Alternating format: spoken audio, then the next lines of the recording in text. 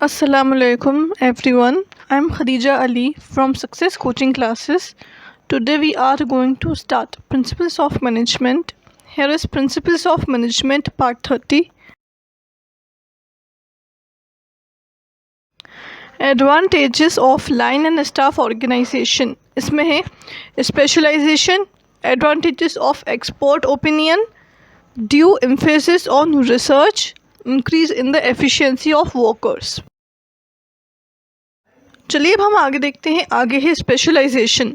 इसमें है this system is based on the principles of specialisation. ये जो सिस्टम है वो बेस्ड है काहे पे? प्रिंसिपल्स ऑफ स्पेशलाइजेशन पे। प्रिंसिपल्स का मतलब है सिद्धांत। फिर आगे है under this system the thinking functions is assigned to the experts. जो थिंकिंग का काम है, सोचने का, वो असाइन किया गया है एक्सपर्ट्स को। whereas the doing functions is assigned by experience। तो जो doing function है, काम करने का, प्रैक्टिकल का, वो असाइन किया गया है एक्सपीरियंस को। एक्सपीरियंस से थिंकिंग का फंक्शन जो है वो एक्सपर्ट्स को दिया गया है। मतलब जो एक्सपर्ट्स हैं वो बहुत ज़्यादा अच्छे से सोच सकते हैं, इसलिए ये काम उनको दिया गया है। और जो प्रैक्टिकल का काम है वो एक्सपीरियंस से दिया जाता है। तो जो काम मतलब किसका एक्सपीरियंस अच्छा है काम में, मतलब जो प्रैक्टिकल का काम रहता है उसमें कौन एक्सपीरियंस वाला है, कौन सबसे अच्छे से उस काम को कर सकता है, वो काम उन्हें दिया जाता है। फिर सेकंड है एडवांटेज ऑफ एक्सपर्ट ओपिनियन।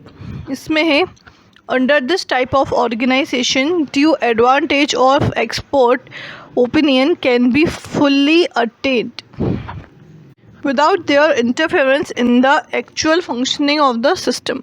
इसका मतलब ये है, ये जो टाइप है ऑर्गेनाइजेशन का, उसमें जो एडवांटेज होता है एक्सपर्ट ओपिनियन का वो पूरी तरीके से अटेन किया जाता है बिना उनके इंटरफेरेंस के।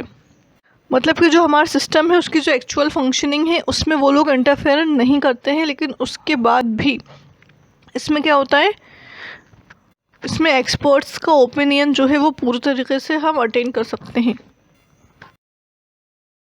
चलिए अब हम आगे देखते हैं। आगे है ड्यू एम्फेसिस ऑन रिसर्च।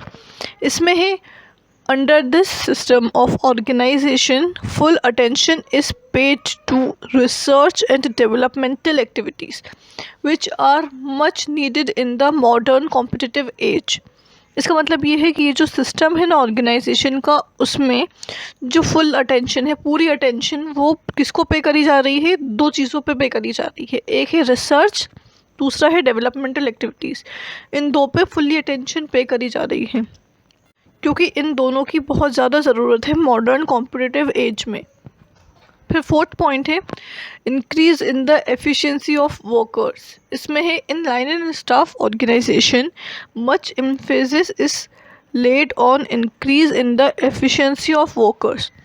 तो जो लाइन और स्टाफ ऑर्गेनाइजेशन होता है उसमें ज़्यादा एम्फेसिस क्या होते हैं, उसमें जो ज़्यादा एम्फेसिस है वो काय पे दिया जाता है? वो दिया जाता है वर्कर्स की एफिशिएंसी को इंक्रीज़ करने में, बढ़ाने में।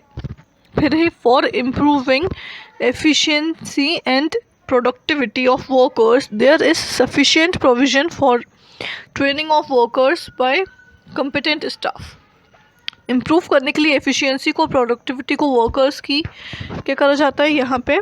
यहाँ पे जो है एक सफिशिएंट प्रोविज़न होता है ट्रेनिंग के लिए वर्कर्स की बाय कॉम्पिटेंट स्टाफ। यहाँ पे एक कॉम्पिटेंट स्टाफ होता है जो कि वर्कर्स को ट्रेनिंग देता है।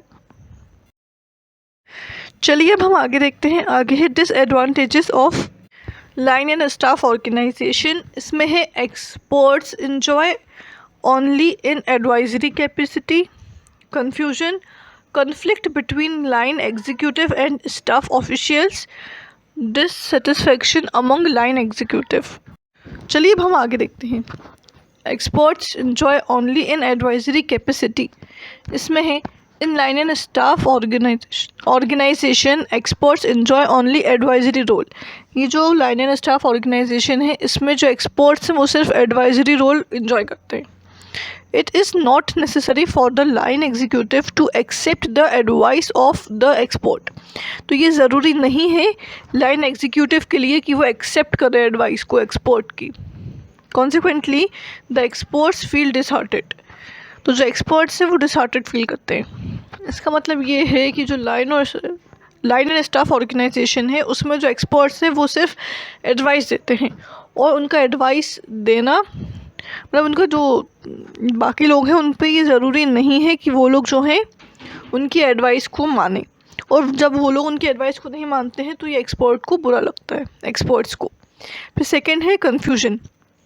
There are chances of confusion if the authority and functional are of staff employees are not clearly defined. यहाँ पे चांस आता है कन्फ्यूजन का, क्योंकि जो अथॉरिटी और फंक्शनल एरिया है स्टाफ एम्प्लॉय का वो क्लियरली डिफाइन नहीं होता। उसको ये नहीं पता होता कि उसकी अथॉरिटी क्या है, उसका फंक्शनल एरिया क्या है, उसको किस एरिया में फंक्शन अपना परफॉर्म करना है। चलिए अब हम आगे देखते हैं। आगे है conflict between line executive and staff officials. इसमें है when the line executives refuse to accept the advice of the expert, there are chances of conflict between the line executives and staff employees। इसका मतलब ये है जब line executives जो हैं वो जब वो एक्सपर्ट्स की एडवाइस को रिफ्यूज़ करते हैं, जब वो उनकी बात को नहीं मानते हैं, तो यहाँ पे क्या होता है, यहाँ पे कॉन्फ्लिक्ट का यानी लड़ाई का चांस आता है। यहाँ पे लाइन एग्जीक्यूटिव में और स्टाफ एम्प्लॉय के बीच में कॉन्फ्लिक्ट हो सकता है, मतलब लड़ाई हो सकती है। This conflict surely affect the smooth functioning of the organisation. तो जब इन दोनों में लड़ाई होगी आपस में, तो वो किस चीज़ को इफेक्ट करेगा, वो इफेक्ट करेगा ऑर्गेनाइजेशन की स्मूथ फंक्शनिंग को। फिर हमारा ऑर्गेनाइजेशन जो है वो स्मूथली फंक्शन नहीं कर पाएगा। फोर्थ पॉइंट है डिससेटिस्फैक्शन अमंग लाइन एग्जीक्यूटिव्स। इसमें है line executives consider that appointment of staff employees, that is experts, is an encouragement over their rights and they develop a feeling of dissatisfaction। तो जो line executives हैं वो consider करते हैं appointment को staff employees की, जो कि है एक्सपर्ट्स। जैसे कि एक्सपर्ट्स इज़ एन इनकरेजमेंट, वो इनकरेजमेंट होता है, तो ये एक इनकरेजमेंट होता है उनके राइट्स के ऊपर, और वो जो है ये चीज़ क्या करती है, ये चीज़ जो है डिससेटिस्फेक्शन की फीलिंग लाती है उनमें। इससे जो हमारे स्टाफ एम्प्लॉयज़ हैं वो सेटिस्फाई नहीं हो पाते हैं। हमारा प्रिंसिपल्स ऑफ मैनेजमेंट का पार्ट 30 एंड होता है। Thanks for watching. Please like, share and subscribe. Press the bell icon.